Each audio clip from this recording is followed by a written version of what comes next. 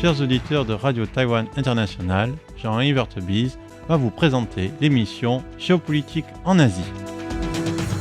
Nous allons revenir sur un événement récent et qui est encore en train de déroulement. Cet événement consiste dans des relations diplomatiques qui vont en se détériorant, même si on n'est pas au niveau de la crise, entre d'un côté la Chine populaire et la Corée du Sud, et ces tensions entre les deux pays se placent évidemment dans le cadre plus général, plus large, planétaire, des tensions entre la Chine et les États-Unis.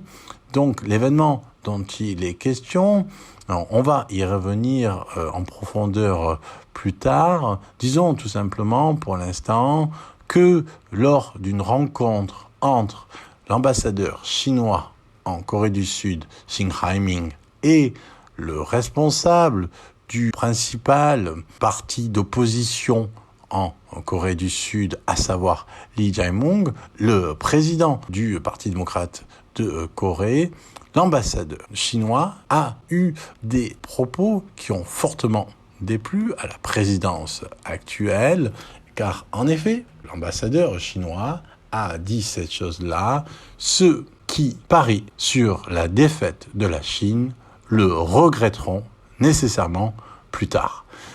Évidemment, il y a deux problèmes à ça. D'abord, le premier problème, c'est la nature même des propos. Est-ce une menace? Deuxième problème de nature interne, et on va y revenir aussi. La rencontre entre l'ambassadeur chinois et le responsable d'un parti d'opposition devient l'occasion pour la Chine de mettre en cause le gouvernement représentatif du point de vue démocratique de toute la Corée du Sud, et cela place évidemment le parti d'opposition dans, d'une certaine manière, le giron ou dans le cadre d'influence de la Chine. Cet échange a nourri des ripostes diplomatiques qu'on évoquera tout à l'heure, mais ce sur quoi on va insister, c'est qu'évidemment ça traduit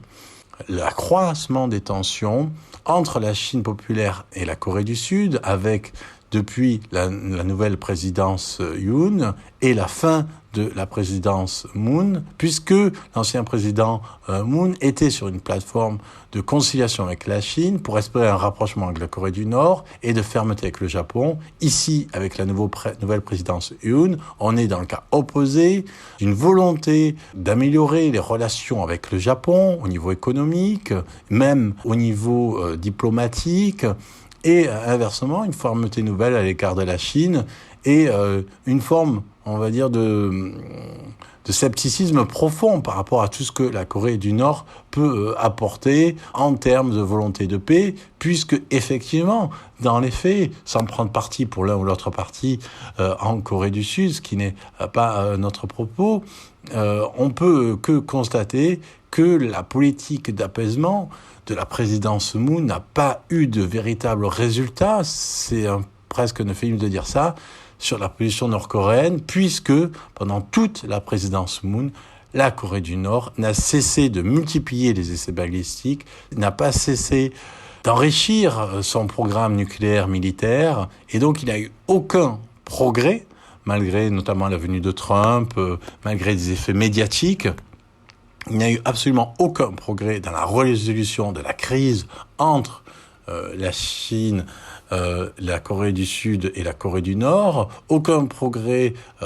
permis par la Chine dans la résolution des tensions entre la Corée du Nord et la Corée du Sud. Et donc, on peut comprendre une forme d'exaspération, et le changement démocratique en Corée du Sud n'est pas lié qu'à ça, mais le fait qu'un nouveau parti soit élu, il est évidemment élu sur une autre plateforme, et notamment au niveau diplomatique. Et donc, ces tensions diplomatiques entre la Corée du Sud et la Chine sont liées à une répercussion à un niveau régional des tension globale entre la Chine et les États-Unis, et c'est d'autant plus vrai que, comme on l'a évoqué la dernière fois, la Corée du Sud est aujourd'hui au sein du partenariat qui vise à étendre l'OTAN vers le Pacifique. Comme on l'a évoqué la dernière fois,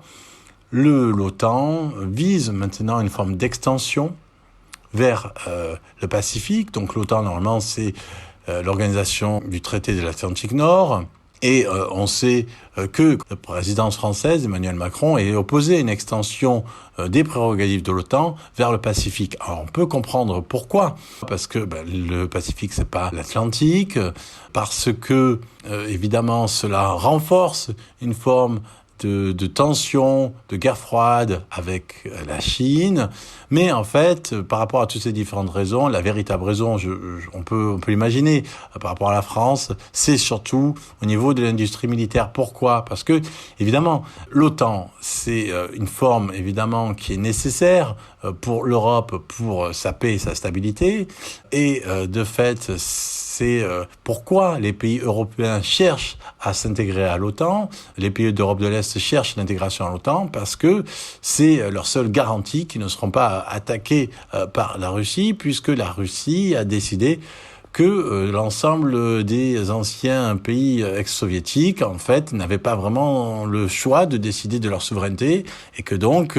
ils devaient finalement ne pas rejoindre l'OTAN ou ne pas rejoindre l'Europe et que la Russie, percevant cela comme une menace, pourrait les attaquer, comme c'est le cas de l'Ukraine, puisque l'Ukraine n'étant pas faisant pas partie de l'OTAN, faisant pas partie de l'Europe, la possibilité qu'elle en fasse partie serait donc à l'origine de l'attaque russe, et la seule conclusion que peuvent en tirer les autres pays, c'est qu'il vaut mieux faire partie de l'OTAN et de l'Europe. Donc ici, l'OTAN est évidemment une alliance défensive, une alliance militaire qui donne le couvert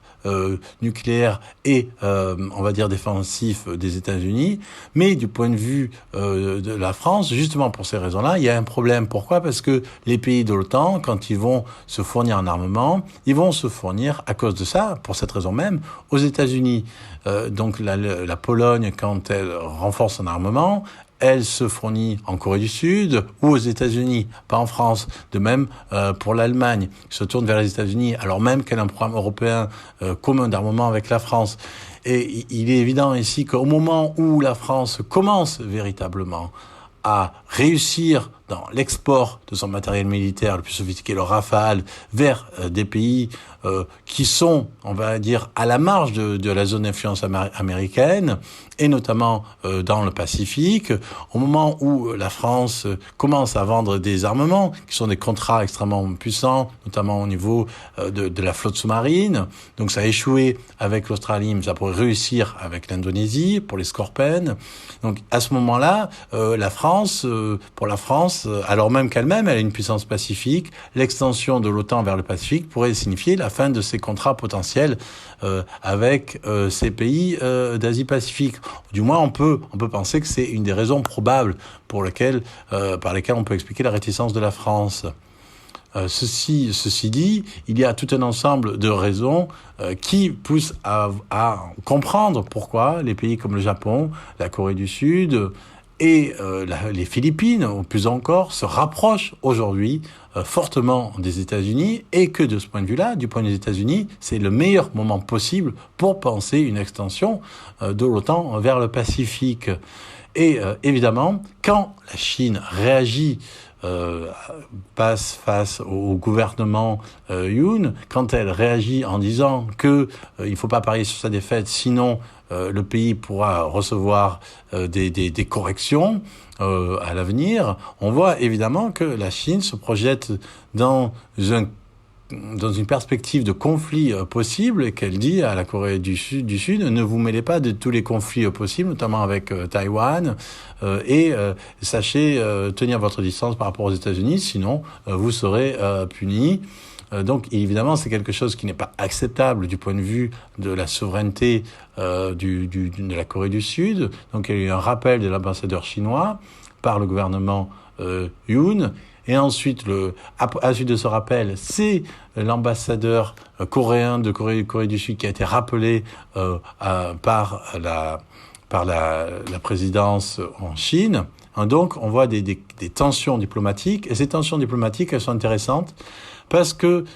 elles montrent aussi, au niveau interne, qu'il y a, en fait, d'une certaine manière, une internalisation du débat Chine-États-Unis au niveau démocratique, à savoir le fait que l'ambassadeur chinois a dit ses remarques face aux responsables du principal parti d'opposition, semblerait signaler que de plus en plus, dans les pays d'Asie-Pacifique, on se dirige,